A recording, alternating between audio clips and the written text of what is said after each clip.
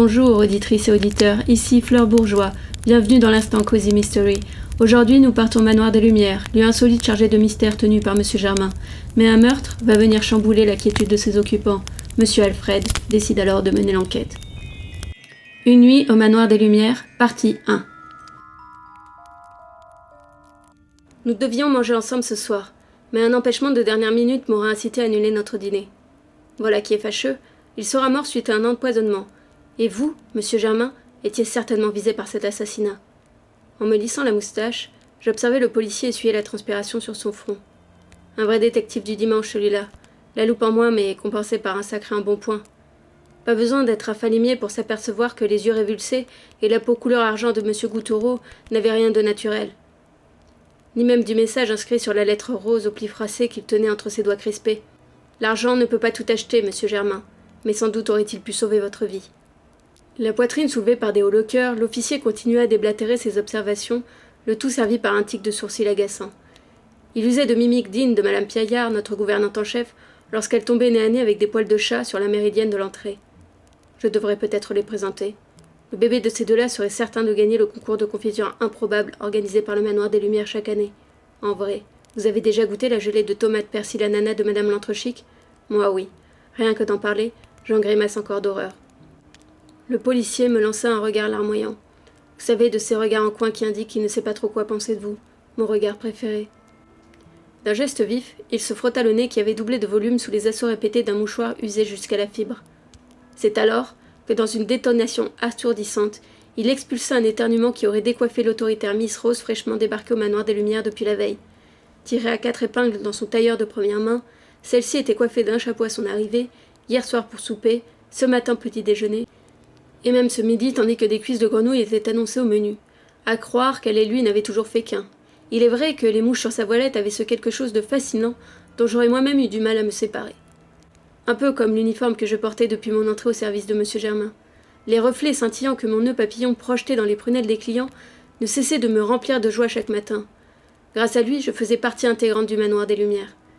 Situé dans l'impasse cachée des pavés d'or, à quelques pas de la place Vendôme, il était le plus merveilleux hôtel de tout Paris, et de ses environs, sans fausse modestie, bien sûr.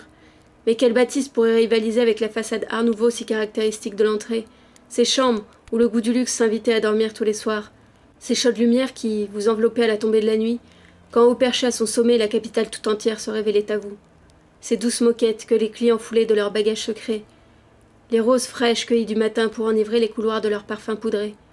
La sonnerie d'un téléphone me tira de mes rêveries. Oui, monsieur le commissaire, c'est que l'affaire est un peu délicate. Le policier lança un regard humide dans ma direction.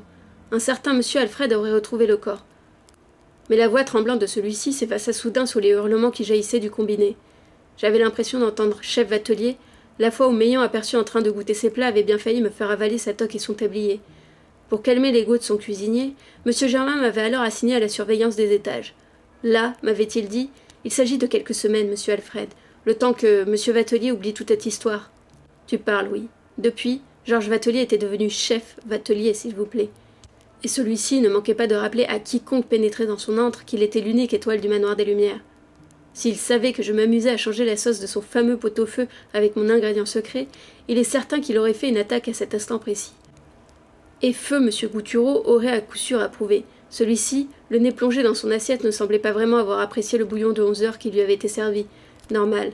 À cause des histoires de monsieur Bourgeois qui m'avaient occupé une grande partie de l'après-midi, je n'avais pas pu me rendre en cuisine aujourd'hui. Rien qu'à cette pensée, j'en frissonnais. Sans le savoir, les problèmes existentiels de monsieur Bourgeois m'avaient sauvé la vie. Mais en mon fort intérieur, je ne pouvais m'empêcher de jubiler. À l'heure qu'il était, la mort de monsieur Goutoureau avait sans nul doute fait le tour de Paris. Je m'imaginais déjà les gros titres dans les journaux demain. Feu monsieur Goutoureau, terrible critique gastronomique envoyé au poteau par le célèbre plat du chef Vatelier, ou la vengeance est un pot-au-feu qui se mange froid. En étouffant un rire, je fis sursauter le policier. Il me décocha un regard mauvais avant de reporter son nez rouge sur monsieur Germain, non sans lâcher un nouvel éternuement. À part monsieur Alfred, quelqu'un aurait-il pu voir ou entendre quelque chose ?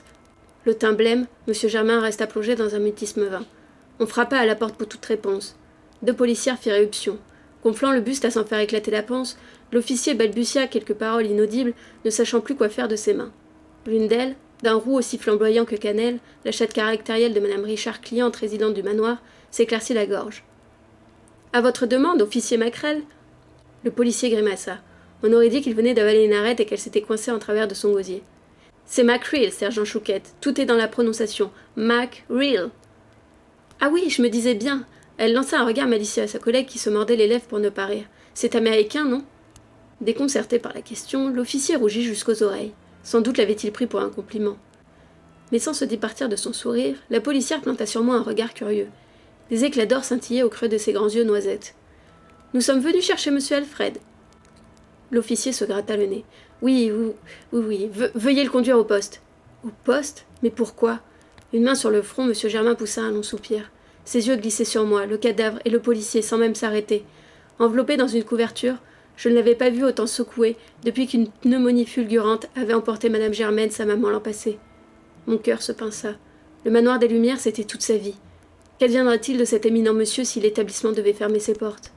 Les poils de ma nuque se hérissèrent à cette pensée. Sans protester, je suivais donc les policières, un dernier regard posé sur monsieur Germain. Mais tourné vers la fenêtre, il inspirait l'air frais de la nuit sous les rayons d'une lune, ronde comme une soucoupe. Auditrices et auditeurs, merci d'avoir suivi cette première partie d'enquête. Dans la deuxième, monsieur Alfred doit se rendre au poste de police, mais l'officier Chouquette va révéler un détail clé de l'enquête.